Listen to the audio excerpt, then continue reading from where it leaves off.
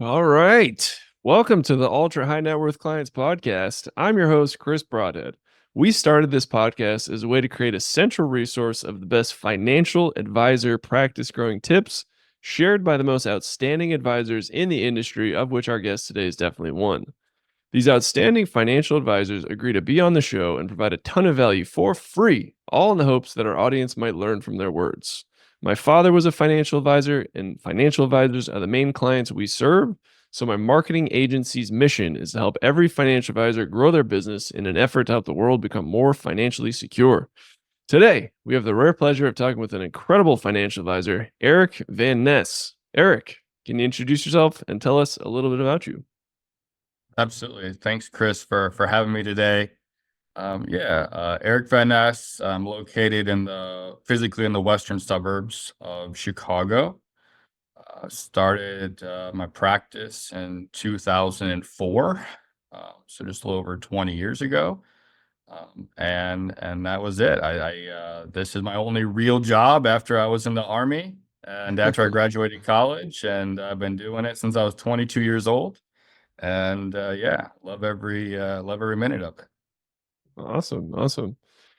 So I normally like to start these interviews kind of the genesis of all this. So, first of all, thank you for your service.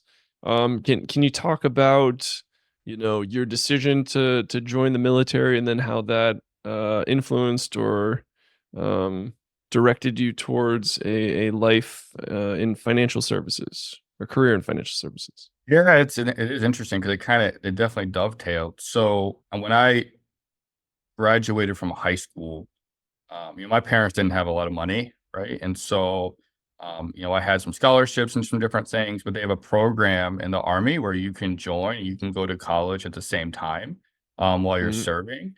And so I joined that program. I went to a small liberal arts school in Michigan, where I'm from originally, and economics and business management was the degree. And so I was doing my training and going to college at the same time. And I was getting ready to graduate in the spring of 2003.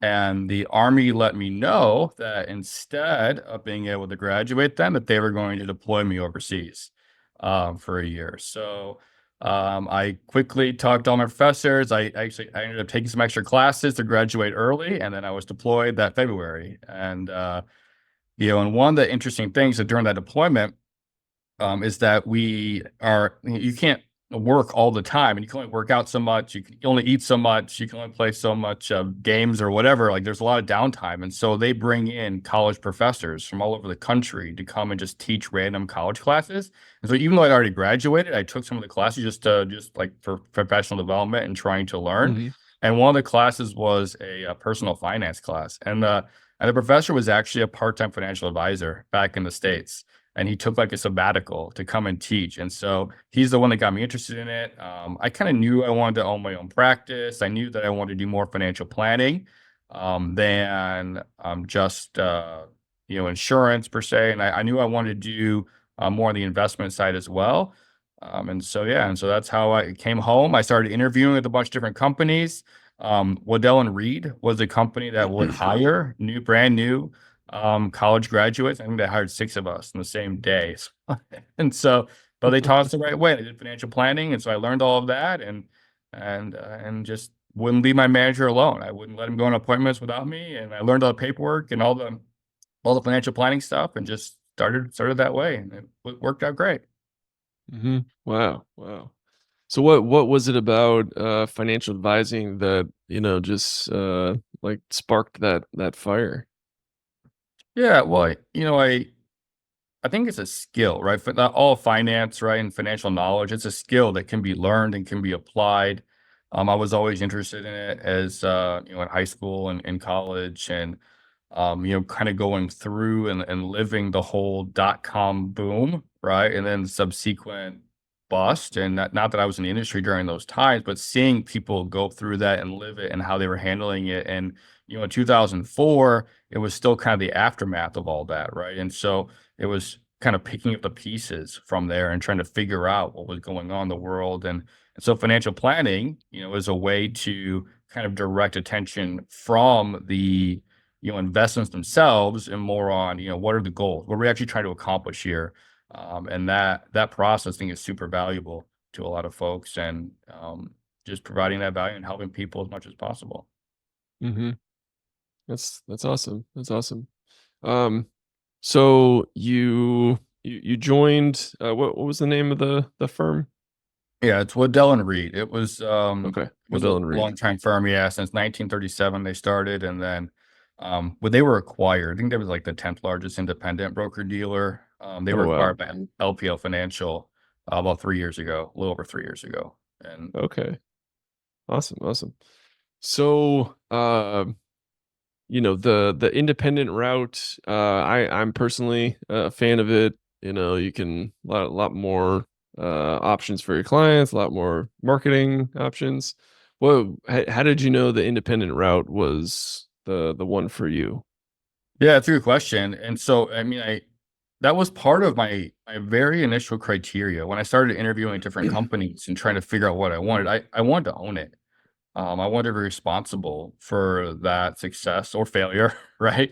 And I just that was one of my criteria, and I talked to a bunch of different companies, and there's places that you're an employee or you do some like training and you're an employee, and then maybe one day you become independent, and just the model that they had was like a supported independence type model, and yeah, I really really appreciated that, and like I said, it was hard, but, and you work really, really a lot hard long hours, and and I had no natural market. I literally just been gone for a year, and I come home, got licensed, and then I was like, "All right, I'm 22," and I look 22. And I was like, "All right, let's do this." And I mean, I didn't know anybody. I had to go out there and work. I had to work. It was fun. It was fun. And you still look like you're young. You still you're a young, Thank you. vibrant face. So I can imagine at 22, like, who is this high schooler in here? Right, absolutely. Well, I was, I mean, I was skinny, right? I was in the military, right? So I wasn't, it's but I was very Yeah, polite, right? With the manners and everything else. So yeah, that's yeah. part of that training. And then yeah, Yeah. well, and then I did it for until 2010, and then I got married, and Hmm. my girlfriend I met in college, we got engaged, and she's from Chicago. And so I ended up moving my practice to Chicago from Western Michigan. Mm. So I Hmm. got to do it all over again. I didn't know anybody in in Chicago except my brand new in-laws, which is a terrible prospecting strategy, right? You just marry their daughter, and then you want to like, okay, introduce me to all your friends, right? Like it's just that's not probably not okay. So yeah, and I had to meet people, and so I started networking, and I got really good at networking. And Mm. just, in a big city like Chicago, there's always people coming and going. There's always people, there's always money moving, and Hmm. so I just kept grinding and networking and a lot of business networking, attorneys, CPAs, other professional business coaches, just building those relationships. So Nice, nice. So you networked primarily with kind of tangential service providers, like folks working with similar clientele. absolutely. Yeah, Okay. absolutely. And how did you come across these folks, and how did you build these relationships up strong enough for them to refer you clients? Yeah, well, so typically we're doing it through structured networking type groups. And Hmm. even if they didn't have one, I would set one up, right? And we'd make it work and we grow it. We're meeting on a consistent basis. So just that top of mind awareness, doing deeper dive case studies in those groups to understand better how we help our clients. And ultimately, typically what happens is the attorney or the CPA becomes a client first. They're like they see Mm. something or hear something that they're not getting, and then they become a client, and all of a sudden they're like, "Oh, now I get it. Now I see it, and it's real. I want that planning for my clients." And it's a very easy transition then. They can talk really to the value of what we do and how we do it. Hmm. Okay. What is kind of the specific thing that a CPA goes, "Oh wow, I need that." Yeah. So, I have, I went and got my CFP back in 2008. Right. So you have all the tax considerations, right? Hmm. All of the understanding of how all the investment stuff that we do, how that affects the client's tax situation, being able to read and understand the tax return. Not that I'm CBA, I'm not giving tax advice, right? But um, understanding all that and how it connects, and then being able to communicate that with the tax professional. And so, we're not doing, Roth conversions without talking to the CPA first and having that conversation. We're being very careful the types of investments that we put inside of non-retirement accounts, to make sure that we are just being very cognizant of that. One of the few things we can control, right? I think it was, John Bogle that talked about taxes, emotions, and expenses, right? Are things that we can control, and how we can do that, and that's one of the few things that we actually have control over. We can't control the markets, right? So understanding that and trying to minimize those as much as possible.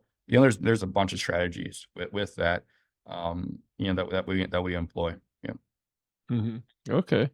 Awesome. And are these CPAs and tax attorneys predominantly in the Chicago metro area, or? Yeah, the places where I have clients, right? So I have in Michigan and Western Michigan, Chicago, in the Chicagoland area, in the South, right? Arizona, Florida, Mhm. where, all of our clients, I probably feel like I have one client a month moving south, right, to one of the southern states, right? So they're all Yeah, retired, yeah, getting ready to retire, and they want lower taxes and everything else. So, yeah. fine. So you start, but all of a sudden you start networking and asking, like, who are you working with? And then, ultimately that you create some sort of relationship, and it's certainly not, quid pro quo or anything like that. I mean, it's just trying to have a professional working relationship with somebody that you can respect and know, and you can follow up with for advice or ask questions, and that and just doing the best job you can for them, right? And being responsive, right, is one thing. I mean, it's as silly as it sounds nowadays. I mean, you can't. I mean, all these investment companies and insurance companies. I mean, it's a 20-minute hold time to talk to somebody that's not the right person, and then you get to the next person, you have to verify yourself 6 times, and so we're just highly responsive, right? And so when they call or they email, we have someone actually answer the phone. I know it's crazy, but Whoa. it's Yeah, about it's value, and that they get a response, they someone that knows them, right? And yeah. it's just me in the practice, right? There's no junior advisors. There's some full-time staff. There's an operations person and a relationship manager, and that's it. So it's very simple and clean. Mhm. Wow. That's awesome. So, as your practice expanded, did you notice any specific types of clients that were kind of repeatedly you were finding yourself in front of, and any niches that kind of organically formed here? Sure. Yeah, absolutely. So I do have a military component just Mm. because of my background. Hmm. I have folks that I work with that have that experience, as I can just speak the same language with them. Hmm. Um, and I would say that other than that, I do a lot in the pre-retiree space. That 55 to 65-year-old couple, the kids are out of college now and they're staring retirement in the face. And it's like, okay, what do we do? I tend to play more like down market, so in that, half a million to $5 million range is probably where I tend to shine, and we do a lot in the retirement planning space. And so, these are typical people that have been, they've worked 40 years. They're just really good savers, that millionaire next door type. I do that all day long, but not a particular profession. Well, a lot of white collar, I guess, if that's helpful. Hmm. Okay. Awesome. Awesome. Um, and being a solo advisor in your practice, it sounds like you've surrounded yourself with exceptional people, to help you run the practice. Can you talk about keeping it just you? And I know a lot of advisors, they're like, dude, I'm overwhelmed. Like I'm kind of I'm pushing new clients off to juniors. Can you talk about your perspective there? Yeah. Yeah, yeah, so I am not overwhelmed and my staff is not overwhelmed. And it's Yeah. because we have really good systems in place. We Mm, utilize technology, we figure out what our core competencies are, and we leverage those. And I spend all my time with clients or networking of finding new clients and doing financial planning, and that's it. And then everything else is really handled by my staff. You know what, and LPL has great systems from like just being very easy to do business here, right? So that helps a lot, and just being able to manage a lot of just a larger client base without having to add additional people necessarily.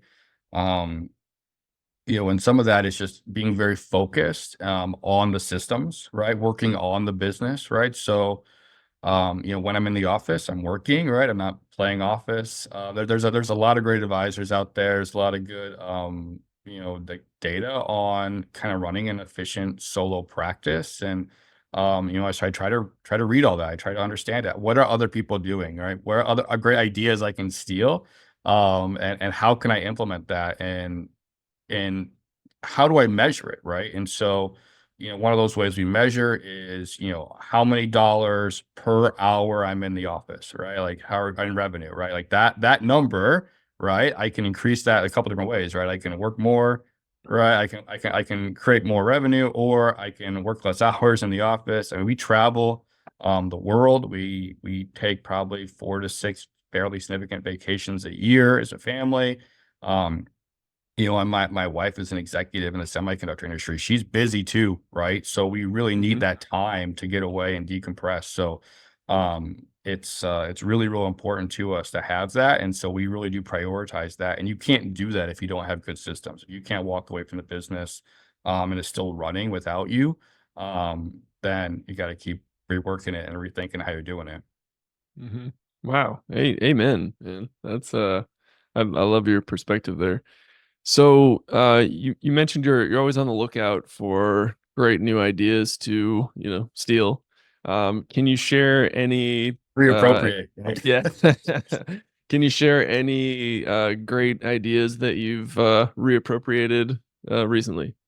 Well, yeah. So I mean, just I do. I'm always learning, right? Always, not always just in the financial advisory space, but just all the breadth of knowledge. I'm a junkie for like business coaching, and so I follow all the Darren Hardy stuff that's out there. The E Myth Revisited, Michael Gerber, all of that material of how you build a business and thinking about it first and building it.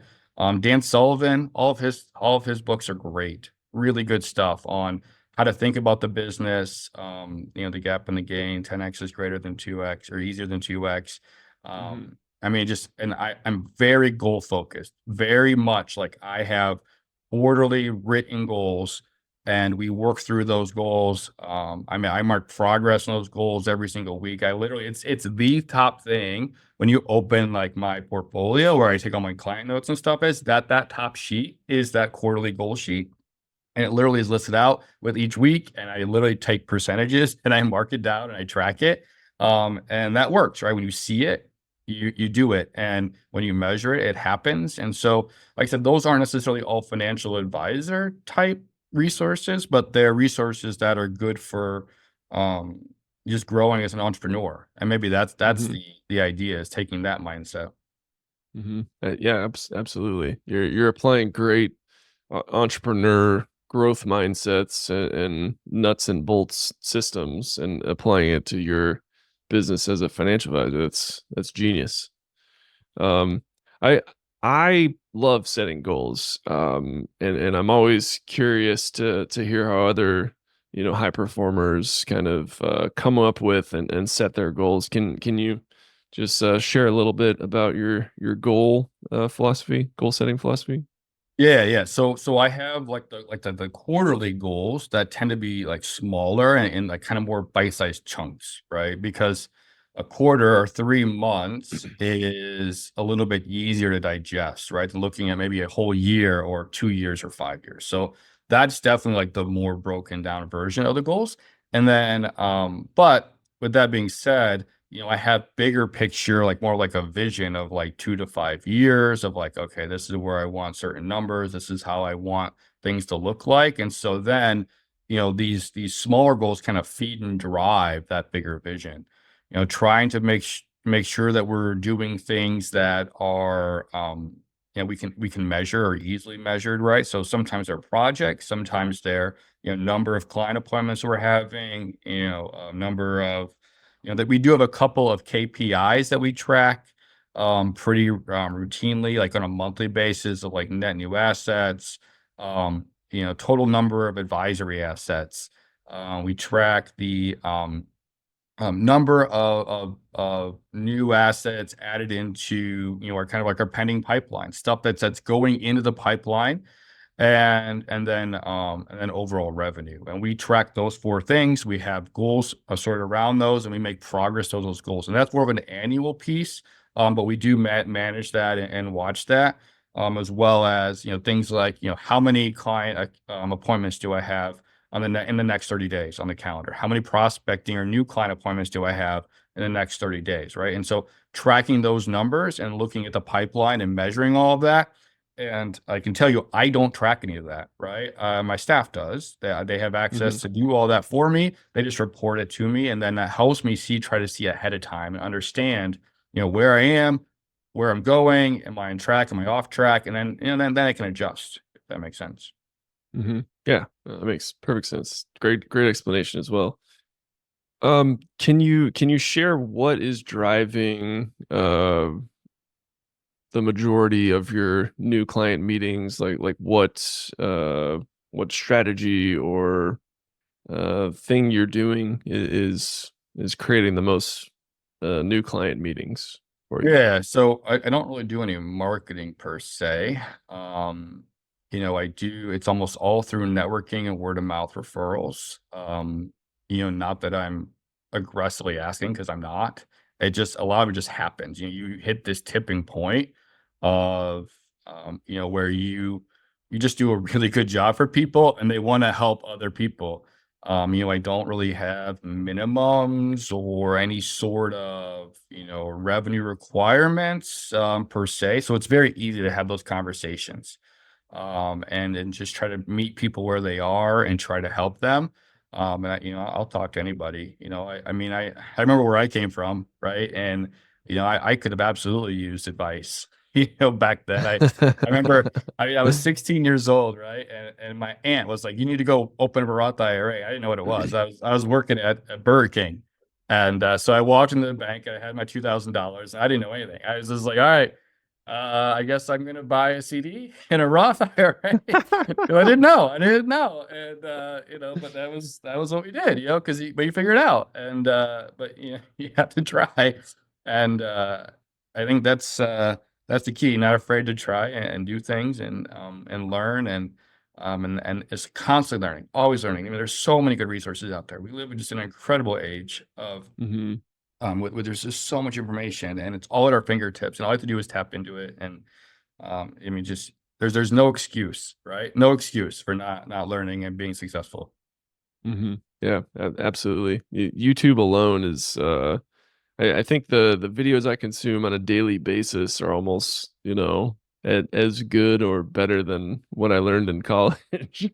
Oh, it's incredible. How you get so little. You get what, 40 hours of college course, right? 40 hours of content. You know how fast you can consume 40 hours of content on YouTube? Like, and pay for the premium, right? Just it's $13 or $16 or Oh, I whatever. pay Like, for that. I have the family oh, plan. All my family's on it. I'm like, you no guys, you have to. commercials. I want to Yeah, watch that, and yeah, it's incredible. It's just I've. there's so much good stuff, and it keeps finding new stuff. Like you just yeah, hmm it's Oh. so build that out as part of your professional development, right? Have a plan. Yeah. And it's easy to get overwhelmed and look like your podcast, right? Is where do you start, right? Well, what's your plan? Is your plan like just to say, okay, I don't need to start from the very first one. Can I just start today, right? Just do something today, make progress on it, in the car, when you're running and you're whatever you're doing. Just go and keep growing, right? And I Mhm. think that's and our clients have the same mentality. I think at least mine do, right? They don't want to sit on the couch or in retirement, right? They want to be active. I mean, all my happiest retirees are still working, right? In some capacity, they're doing something, right? It's not Yeah, the yeah. old days of calling it quits at 62 and collecting reduced Social Security and not and that's it. I mean, that's not people Yeah. aren't doing it anymore. We're all much healthier. We're living longer. We're Oh, planning for yeah. Oh, yeah. My dad's 73, he plays pickleball every day. every He's day, like right? he's, like, fit. He's, like, jacked. I'm like, No, "Dad, are you that's a sure you're great 73?" social network. It's amazing, right? And there's so many positive, healthy things there. And it's very different than 30, 40 years ago. You look at 70-year-olds and they were just a different Oh my gosh. it's incredible.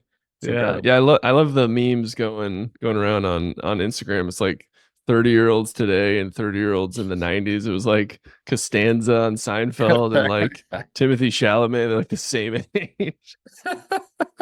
And that's the thing. It's so bring it back to financial planning. I mean, I'm a big Nick Murray guy, right? Nick Murray, and I go to his conferences in New York, and and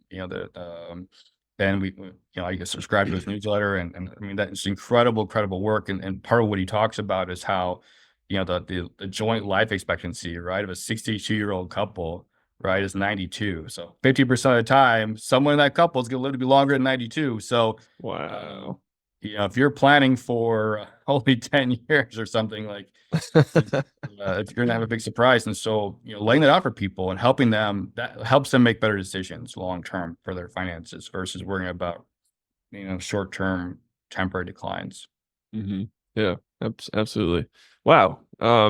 Eric, you were awesome, man. You were a wealth of knowledge and I mean, even outside of the advisor space, just a hell of a business owner, man. So thank you, hell of an entrepreneur. Thank you for taking the time. I have one Thank final you. question for you, and it is an open-ended question. If you've listened to any of these interviews, you'll know what it is.